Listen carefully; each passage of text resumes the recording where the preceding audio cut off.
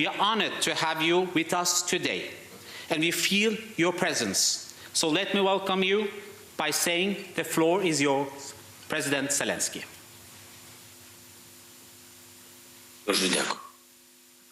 Thank you very much. Thank you very much.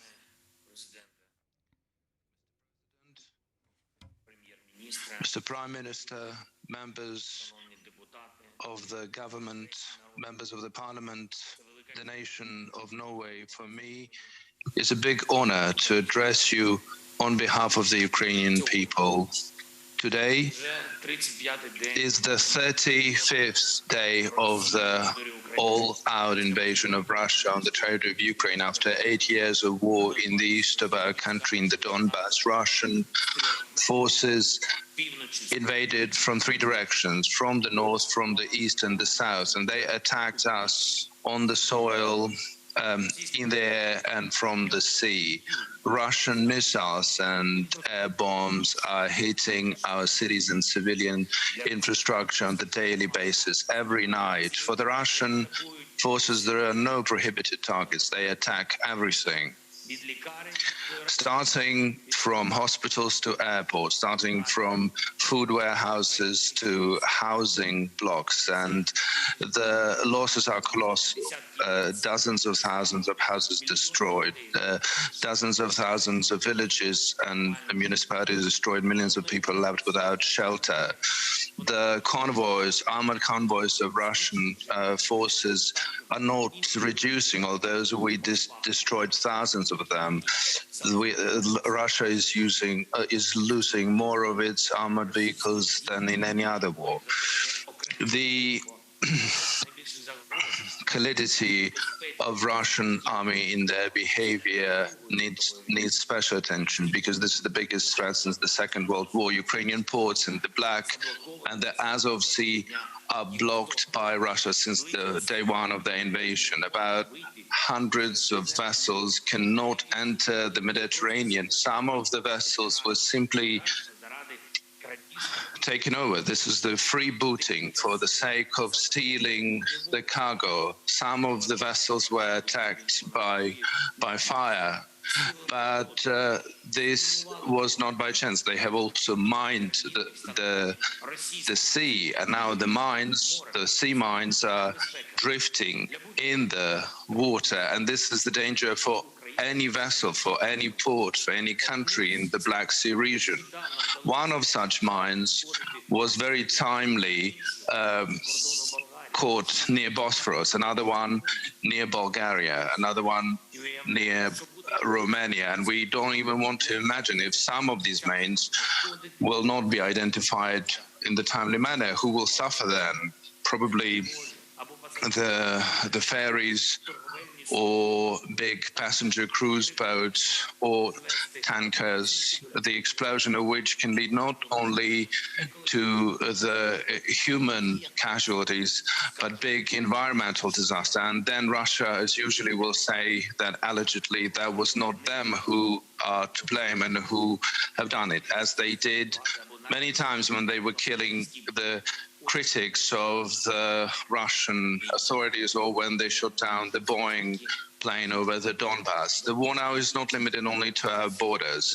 No other country since the Second World War and the Nazi aggression in the sea have been such a threat to the marine and seafaring. Just think how the regions where there's potential aggressor countries and potential conflicts, how they look at this. They are waiting. They're waiting whether Russia will be sufficiently punished for her activities in such an aggressive, for her aggressive behavior. And if not, this will be repeated in other regions as well. Ladies and gentlemen, the Norwegian people, we do not have common borders with you, but we have a common neighbor which stands against all our common values. For the Russian state, as it is now, the freedom of people of freedom of human rights doesn't mean anything. They neglect universally acknowledged human rights. Not only do not they have the safety for the minorities, they can be killed and they are being killed. And I'm sure that you know about that. You know that they don't have the supreme кордонів, але у нас з вами є спільний сусід, який заперечує усі наші з вами федерації. and destroying democracies is their multi-year policy. The war of Russia against Ukraine is just the follow-up of their attempt to destroy the foundations of Europe. And this aggression is targeting not just our borders, but beyond. And I think that you are experiencing new risks on your border with Russia. In the Arctic region, they have accumulated such a big army force that cannot be explained by any common sense. Against who and why are they doing this? The future of Europe and the whole continent, from north to south, from west to east, is decided now. And in the Ukrainian soil, in the Ukrainian air, in the Ukrainian sea. For your soldiers not to have to protect the countries of the eastern flank, for Russian mines not to be drifting towards your ports and fjords, for your people not to have to get used to the air attack alarm, and for Russian tanks not to be accumulated on your border, we have to stand together in our attempt to stop the aggression of Russian Federation. I'm grateful to your government and all of your society for the tangible assistance that has already been provided in terms of armament. In the first place, you have made historic steps by providing us with what we need in our fight for freedom and against the tyranny. But the war is going on. Russia is deploying new forces on our terrain to try to continue destroying us, destroying Ukrainians. We have to do more to stop this war, and first and outmost is weapons. The freedom should be armed, not worse than the tyranny. And I will be very specific.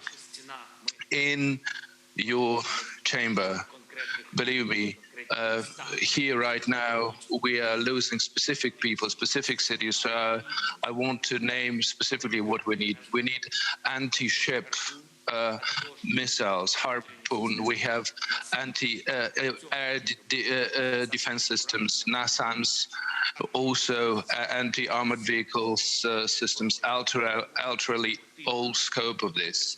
The weapon that you can help us with will be used only to defend our freedom and your freedom, only for the protection of the freedom and security that you are enjoying together with other European nations.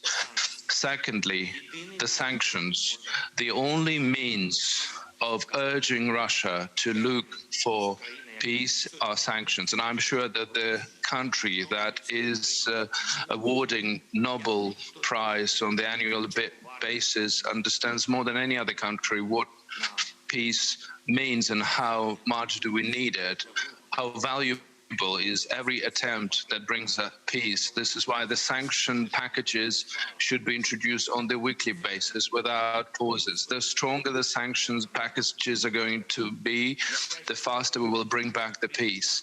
I'm grateful to Norway for joining the sanctions of the European Union, but I want to ask you to do another important thing. It's important for you, for European companies not to be helping this war machine, which has already destroyed and killed thousands of our people and destroyed dozens of cities. No krone, no single krone, no single euro in taxes to, for example, your company Motorsag, and other companies have to stop supporting Russian capability of destroying the neighbors. How can you provide them the ship equipment when they're using their navy to mine the seas and destroy any seafaring capability.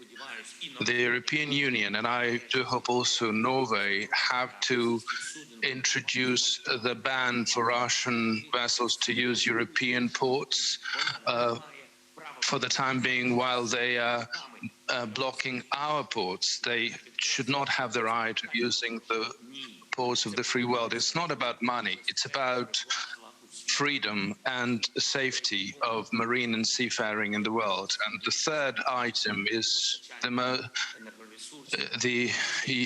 you are the most reliable suppliers of energy resources around the world. The trust for Norway has always been as big as possible, and this is drastically different from how Russia behaves as they supply their energy resources. You can make a decisive contribution to the energy security of Europe by providing the necessary resources both for the countries of the European Union and for Ukraine. We already started the dialogue on the supply of about 5 billion cubic meters of gas for the next heating season. And I do hope that this will become the basis for our long-term cooperation in this area. Ladies and gentlemen, the people of Norway, our common way is that we always meet in the history, in the times that are not easy but decisive for Europe. Like 1,000 years ago, when Norwegian Vikings were our guests in Kiev, and they participated in the establishment of the first Kievan state. The lands of Rus and Ukraine was called in the Norwegian sagas, Gardarika, and this is where the fortresses that our and your forefathers used to share. Now the bombs are flying into this terrain, into the territory where Yelizaveta Yaroslavna, the wife of Harold III, the mother of the Olaf, the grandmother of Magnus III, and great-grandfather of Eystein I, and Sigurd.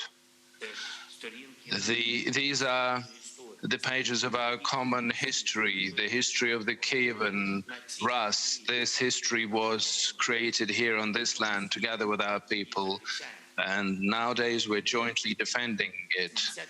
This also happened 77 years ago, when Ukrainians were with other nations of anti-Hitler coalition liberated Europe from the Nazi occupiers. The first soldier who entered in the liberated Hirkines in October 1944 was Ukrainian national from the city of Sumy, by the name of Kompanets. Now in his motherland, in Sumy Oblast, they have heated battles going on with Russia.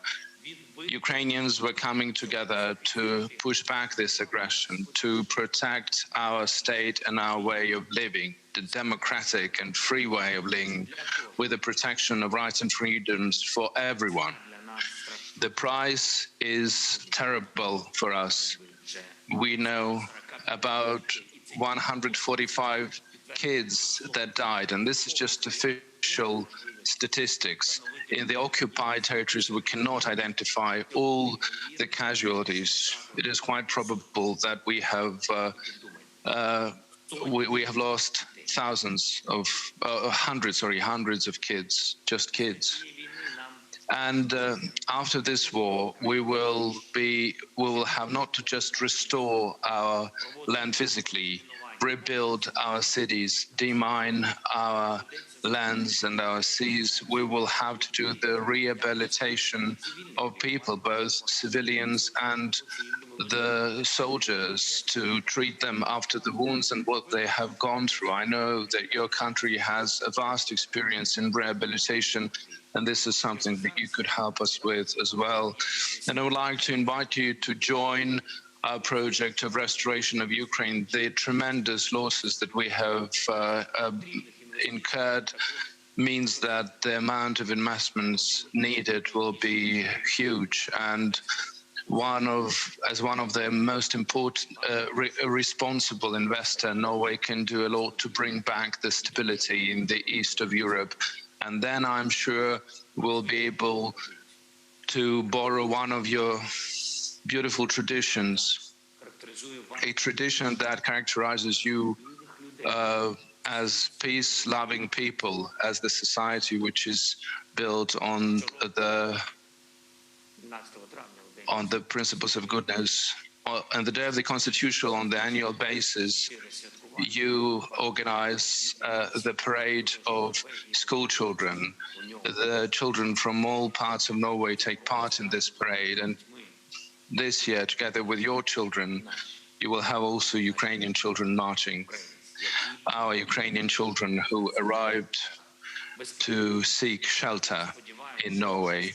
And I do hope that very soon, when we will be able to restore peace in Ukraine, and this will happen indeed, I will have an opportunity to invite you, together with the children, to participate in such a parade during one of our holidays in Kyiv, to celebrate our common freedom, our common right for the happy future for our children in the peaceful times in Ukraine, in Europe, because if the rock clashes away from Europe, Europe becomes smaller. So we have to make sure that such a strong rock as Ukraine would always be together with Europe and only together with Europe. Thank you. Thank you, Norway. Slava Ukraini.